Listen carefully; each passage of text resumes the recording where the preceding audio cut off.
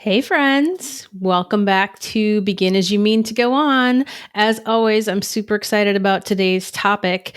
Today, we're going to talk about a secret marketing strategy that not a lot of people are talking about. And before we get into it, of course, if you're new here, it's your first time listening to the podcast, I want to invite you to listen to the entire episode. And at the end of it, if you found it valuable, do me a favor, go ahead and mash that subscribe button and leave us a 5-star rating and review. Go check out our other reviews to see all the value that folks have gotten. It really helps us to bring new folks into the podcast so that they can not suffer from the mistakes that they could have avoided if they'd just known better in the first place. So let's get into it. Today, I want to talk about client experience as marketing. And, marketers are all over the internet. I'm a marketer. I love marketing. Marketing takes a lot of different forms. There's all these different strategies, but I don't see a lot of people talking about the client experience as part of your marketing. And I'm not saying that, you add that to your marketing strategy, but I am saying it definitely has an effect on your marketing. I mean, there are people who run their entire business on referrals for years. And if you are giving people a terrible client experience, then that strategy is not going to work for you. So let's look at some of the things, why it's important. I want to talk about why is this important? I want to give you some examples so that you have a concrete picture of like what this can look like and maybe how you can apply it in your business. And then I want to talk about what goes into delivering an amazing client experience and what are some things that you can do in your business to improve the client experience. And then, of course, we'll sprinkle in a little automation there, and I'll give you some ideas for, once you actually determine what this great experience is going to look like, how can you automate some parts of that so that it's not dependent on you or someone on your team being available. Okay. And I'm going to share with you some examples from my business. All right. So why is this important? We work so hard to get clients, right? Most of the people who come to me and come into my programs are struggling with getting clients. Like that is something, when you first start a business, it's a huge hurdle that a lot of people have to get over is to figure out how do you even market effectively in the first place? Like most of us get into business because we're good at the thing that we do, and we didn't really set out to become marketers or salespeople. So that's a hurdle that we have to get over. And then, we work so hard to get over that hurdle that then don't cannibalize that by having a bad client experience, right? You're going to cut your efforts off at the knees, and you're going to ruin all the long-term benefits you could have had by making sure once you actually have that client that they actually have a great experience in your business. So some things that are benefits of doing this is you're going to get better clients, right? If you're using filtering properly in your business, and if your marketing is not just attracting the people that you want, but filtering out the people that you don't want, you're going to have better clients and you're going to have a better experience. That's the first thing. The second thing is you're going to reduce churn, right? If you're a service-based business, especially if you're trying to create recurring revenue, right? You have a retainer model, you have a membership, you have any sort of model where people are paying you over and over again. If you give them a great experience, they're going to stay longer, right? And they're going to have a better time. They're going to be more likely to give you testimonials. They're going to give you better testimonials. And they're going to be willing to basically vouch for you on behalf of you and your service to the folks who haven't yet bought. And I'll give you an example of this. As I record this, there's a few days left for the opportunity to get into my mini boot camp, which is a smaller version of our flagship program. And I had a lot of folks who were interested in that, a lot of folks who were on the fence, and they were just like hesitant to go that last mile. Like they just, and that came out in the form of, well, I'm not sure I have time. Right? How much time does this program take? And, there's lots of things that I could say to that. I was so frustrated because I knew if I could just get them on the inside, like I can help them and we can do so much good stuff together. I'm like, I just need to get them over the edge. And so instead of trying to convince them, I went to my current clients and I was like, hey, y'all, Avengers assemble, right? I need help. You all know how good it is in here and what you've been able to accomplish in your businesses as a part of being in this program. I need you to go tell the folks on the outside so that if they're on the fence and they're trying to figure this out, they can hear it from my clients, because it's a much more credible source than me just saying like, oh, it's great. Right. So I actually created a post in my free group, and I had several clients and a couple of ex-clients who came in and basically shared their experience around, what that excuse often represents is fear, right? Because my program is actually a container for you to get the things done and to make the progress in your business that you haven't been making on your own, right? That's why they're thinking about hiring me. And so having those clients who are willing to go and share their experience helped me get those folks on the inside. And, if you're giving people a terrible experience, they're not going to do that. You're not going to do that. So it's going to hurt your sales in the short term and the long term. So, why else is this important? It's important because you don't want people to, go through the honeymoon phase, right, in your business, and then realize they're not actually getting what they need, right? Because on the opposite side of that spectrum is people who are actually dissatisfied with what they're getting from your service and not telling you about it, right? They're telling other people. So if you're willing to be someone who continually takes feedback and asks people like, if you're having issues, being open to that feedback, taking action on that feedback, and I'll give you an example of that shortly. It doesn't mean that you have to be perfect or that no bad things are going to happen in your business, but how you deal with that and how you respond to that makes a huge difference. You can actually get more loyalty from people if if you have some kind of conflict and you work to resolve that and make a best effort to resolve that, that can actually result in someone being more loyal to you, because, we're not all going to be perfect. There's always going to be things that fall through the cracks. There's always going to be stuff that goes down. And so being willing to work through that and take feedback and actually act on it is a huge thing that can inspire long-term loyalty in your clients. So all of these things are just so beneficial to your business, and the lack of these things can be so harmful to your business. And it doesn't always show up, right? You can still make money and have a crappy service, right? But you're going to have that churn and you're going to work harder because you're constantly going to be getting new leads, getting new clients. And then if those people have a bad experience, like, you can bet whether they're talking about it publicly or privately, they're going to be talking about it, and that's going to hurt your sales. And maybe you don't feel that on your bottom line, but it's still going to be there. You're still going to be losing out on money. So let me just share some examples, right? I recently hired a copywriter because I need some copy written, and I am perfectly capable of doing it myself, but it wasn't happening. So, and anytime I'm like going along thinking, oh, I need to do this, and it's not happening because I'm focused on other priorities in my business, that's the sign that like, okay, I need to bring someone in and make sure that this gets done. So I knew I needed to hire a copywriter, and the experience I had with this person was so great. I was able to go to her website. I was able to, book a call using a scheduler. I didn't have to dink around with like going back and forth. But then there was this extra little cherry on top where shortly before our scheduled call, I got an email with a personalized Loom video where she just, spent a minute or so saying like, hey, really excited to meet with you and learn more about your business. And in that email were also some links to testimonials from her satisfied clients. And I tell you what, that's a level of experience that I don't often see in service provider space.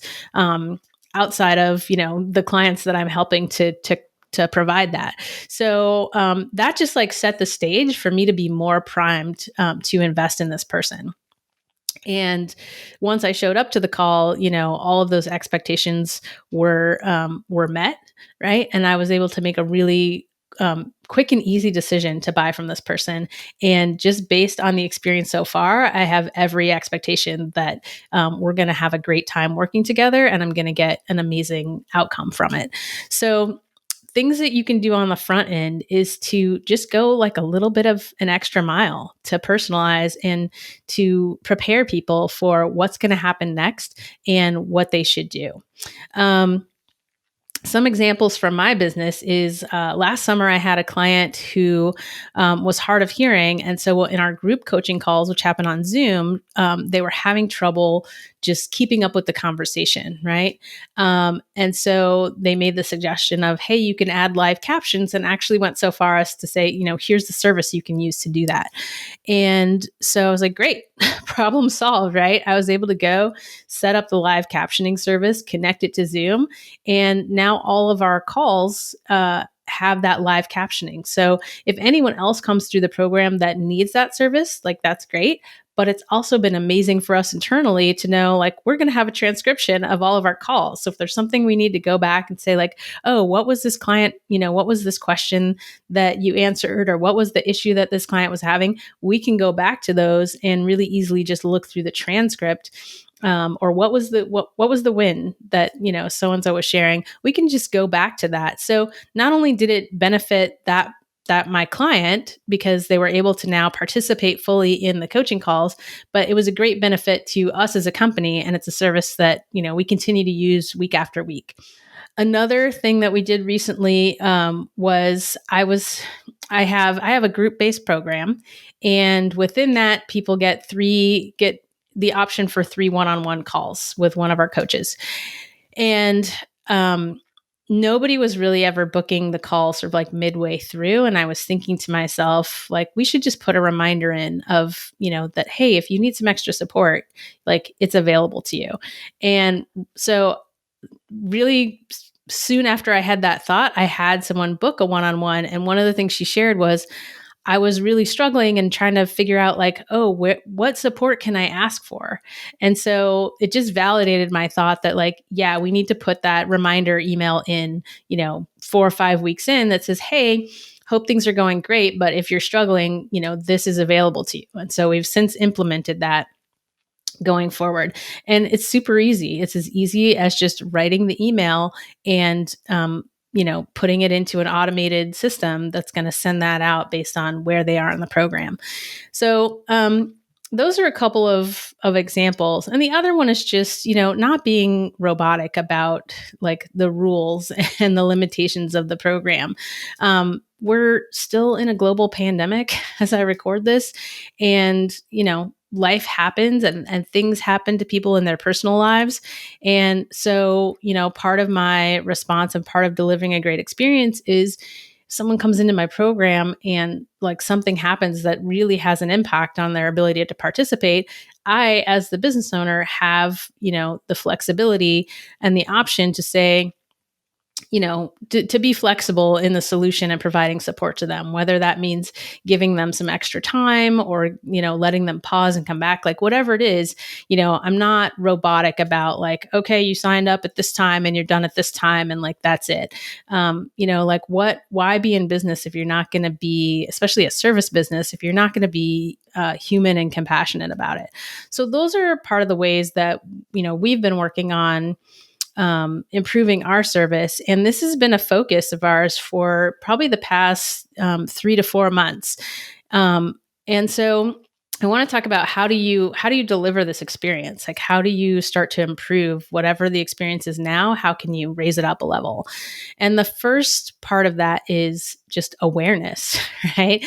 Being aware, what is the experience now? What happens? What does your onboarding look like, right? Is your onboarding responsive? Does it tell people what to do next? Does it make people feel like, oh, especially if you have a high ticket offer, you want to be as quick as possible in delivering whatever it is that someone paid you for, which is not to say they're going to get, instant service, especially if it's something long-term like web development or design, but you instantly acknowledge like, oh, hey, you are now a client. I'm so happy that you're here. Here's what's going to happen next. And that's like the front line of just making sure the experience is good. And, nothing is foolproof, right? when we have new clients sign on to boot camp, it was really important to me to automate the agreement that goes out, and it was a really challenging task that took us months to kind of perfect, to get reliable. And so we finally got it working, and we had a new client come on, and she messaged me to say like, "Hey, I haven't gotten my, I haven't gotten my agreement." And it turned out there was a typo in the email, right? So, you can do all the automation in the world, you can do all the things, and still like the human experience is going to muck that up sometimes, but at least it's there. Like we were able to go in, fix the email, and get everything back on track. So having it in place is better than not having it in place, even if there's still like kinks in the system every once in a while. So the first thing is really awareness. And so when I really embarked on setting about focusing on improving this, the first thing that I did was I just did a giant brain dump of what happens the moment someone enters our program, what are the touch points as they go through the program, and how are we responding either manually or in an automated fashion to those touch points. And then looking at that entire list and saying like, okay, are there gaps in this where we could be responding better? As in the example of like reminding people like, oh, you can have an extra one-on-one if you need more support. Are there things that are good that can be improved? Are there common questions that people tend to ask that we can anticipate and answer them before they ask? That is a key way to make people just feel like, oh, you know what? They've got this, right? If they have a question and you answer it before they can even ask it, that makes people feel safe and like you have a system and you know what you're doing and they're going to be well cared for. So really just the first step of sitting down and thinking all of that through and writing it out, and planning it. And then you can go step by step, or you can have people on your team go step by step through that and say, okay, these are the improvements we need to make. And we're going to plan out those tasks and we're going to execute them. And so that's what we've been working on for the past 2 or 3 months, to iterate on the experience that we've been delivering. The last part of this process, well, this is not like a complete overview, but the last thing I want to talk about is just how can you use automation to be more personal? And that's might sound strange to a lot of people that automation can be personal. But I've been using automation to personalize for many years. And I actually have, I have an article on my website about it that I'll link to in the show notes.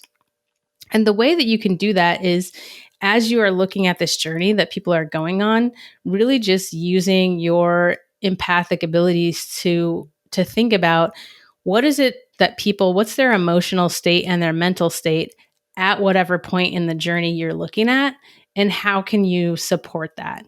So one of the things that we started doing is in our coaching calls, we talk about our wins. That's how we start our call, is sharing our wins for the week. And for a year and a half or more, that was all we did. I would start the calls and we would share our wins.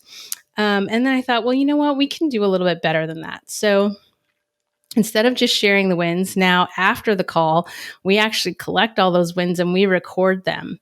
And then later on in the process, I'm able to go back and remind people, like, these are all the things that you've accomplished while you've been with us. And so we did that recently, and people were so appreciative. And some people were like, oh, I really needed this right now. Like I was, having a down week or a down day and thinking, I'm not really getting anywhere. And then this email shows up saying, look at all these things that you have accomplished and won. And when we focus on our wins, then we get more of what we focus on. So you focus on your wins and you notice your small wins, and that is what leads to big wins. So those are some examples of, how you can improve your client experience.